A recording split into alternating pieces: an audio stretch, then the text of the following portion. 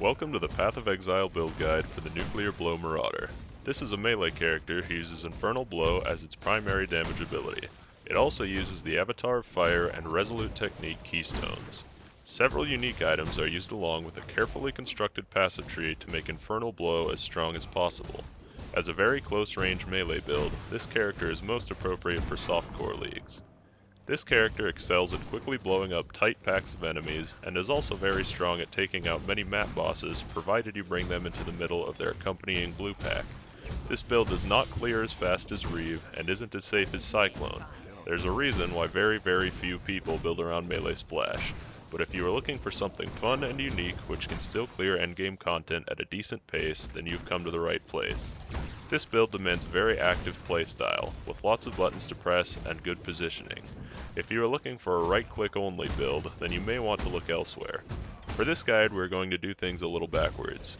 Generally, I like to start with skills and leave passives and items to the end, but since this build relies heavily on specific unique items and has a very specific passive tree, we will start with the items section and move on to specific gem links a little later in the guide.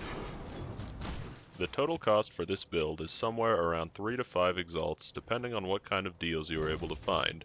I was able to get everything I needed within the first few days of the Darkshrine event, so even a very casual player should have no difficulty getting everything within a few weeks. The two most important items for this build are also the two most expensive. You will want to acquire 2 Doriani's Catalysts, which will be dual-wielded. Infernal Blow is an interesting skill in that it requires strong DPS to be able to kill monsters quickly to trigger explosions, but also requires high elemental scaling to make the explosions do a large amount of damage. Doriani's is perfect for both of these goals. Infernal Blow converts 50% of our physical damage to fire damage, and we use Avatar of Fire to convert the other 50%. Doriani's Catalyst is a high damage one-handed weapon, with good rolls putting it over 300 pure physical DPS. Using 100% conversion means that we get full benefit from both physical and elemental damage bonuses. This means that the large percentage elemental damage rolls on Doriani's will benefit our attack DPS as well as our explosion damage with 100% efficiency. Combining all of this together lets us achieve very high fire damage even though we're using Resolute Technique and can't crit. The other two uniques I am using are optional, but strongly recommended. For a helmet, I am using the Bringer of Rain.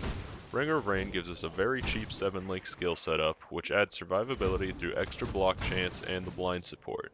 If you can afford it, you may be better off down the road with a strong 6-link chest and a different helmet, but nothing beats Bringer of Rain in terms of cost effectiveness, and the large flat physical damage roll is pretty much as strong as another support gem, which makes it close to an 8-link. For a belt, you will want the fire version of Doriani's Invitation. Coupled with the leech on our catalysts, the leech on Invitation will give us good sustain, and the percentage fire damage roll will again benefit both our attack DPS as well as our explosion damage. Fill out the rest of your slots with rare items to cap your elemental resists and get as much life as possible. Then pick up flat physical damage, attack speed, weapon elemental damage, and fire damage wherever possible. You can see all of my gear in the forum thread linked in the description. Now let's discuss the passive tree and leveling process. This build could be done as a Marauder, Duelist, or Templar. In the current version of Path of Exile, I believe the Marauder is the best start. It gives you the most armor and life out of the 3 options. If I remake this character in the future, however, I would be very tempted to go with the Duelist. In the upcoming Ascendancy expansion, it has been revealed that one of the Duelist subclasses has access to a passive which grants permanent melee splash. This would allow us to drop melee splash from our links and add another damage gem. So if you are looking to future-proof the build, then I would recommend starting as a Duelist. Only the 5 starting nodes will be different from the Marauder. For now, start by grabbing the life and armor nodes as your start, then move up through the Heart of the Warrior to Born to Fight. I leveled this character as a 2-handed ground slammer, so I went through the butchery side of the wheel for now, and over through barbarism towards the mace wheel. Then grab Resolute Technique to get rid of attacks missing, and fill out all but the back 2 nodes of the mace wheel. From there, path up into the Templar area through Devotion, Elementalist, and Amplify before grabbing the strong life around Discipline and Training. The AoE cluster is great for leveling Ground Slam, and we want it for Infernal Blow later anyways. Next, head up to Purity of Flesh and over to Cruel Preparation, then down to Blast Radius. Now, go back near your start and head downwards to pick up the Bloodless wheel and continue towards the Duelist area. Pick up Vigor and then other endurance charge nodes as soon as you feel that you need them. Then head up through Golem's Blood and around the Destroyer Wheel to continue your two-handed leveling process. Finish up by grabbing Master of the Arena and heading over to Art of the Gladiator.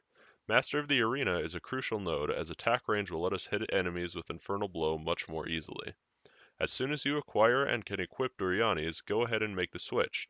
Drop the Destroyer and Butchery Wheels in favor of Dervish and Strongarm, and remember to put a point into Avatar of Fire. Finally, as you continue leveling, you want to grab Heart of Flame and Celestial Punishment for the very powerful penetration stats. This will put you at level 85. Continue on just grabbing whatever you need that is on your path. This tree, combined with the elemental rolls on our Duryani items, puts us over 350% scaling on Infernal Blow's explosion damage, which means the explosions will be dealing at least 45% of a monster's maximum health. Note that we pick up very little dexterity on the tree, so you will want to pick up at least 35 on gear to allow you to equip Bringer of Rain. This can easily be done on your amulet alone. For bandits, take Life from Oak in Normal, a passive point in Cruel, and an endurance charge in Merciless. Finally, let's talk about gem links. Obviously, our main setup is going to be Infernal Blow, which will be inside our Bringer of Rain.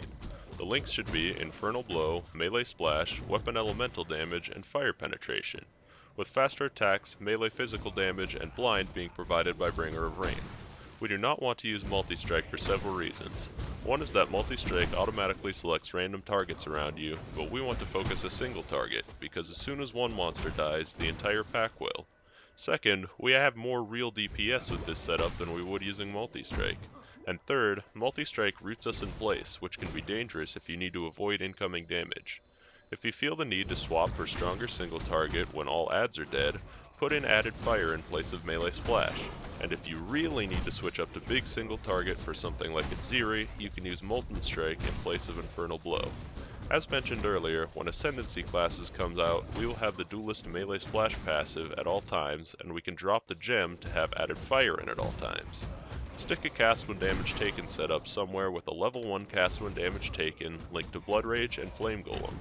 This will keep Blood Rage up at all times so that you can generate Frenzy charges, and you will never have to manually summon a Golem.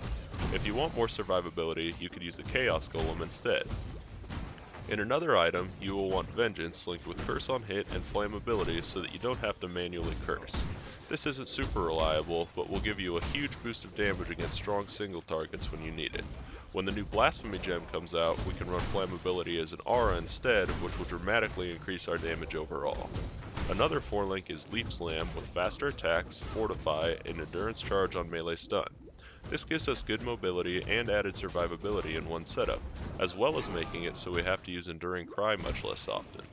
Finally, stick Enduring Cry, Herald of Ash, and Arctic Armor wherever you can. This build's defenses are all about layering. We have some armor, some evasion, 7 endurance charges which we maintain with Enduring Cry, Arctic Armor, and Fortify, plus whichever utility flasks you wish to use.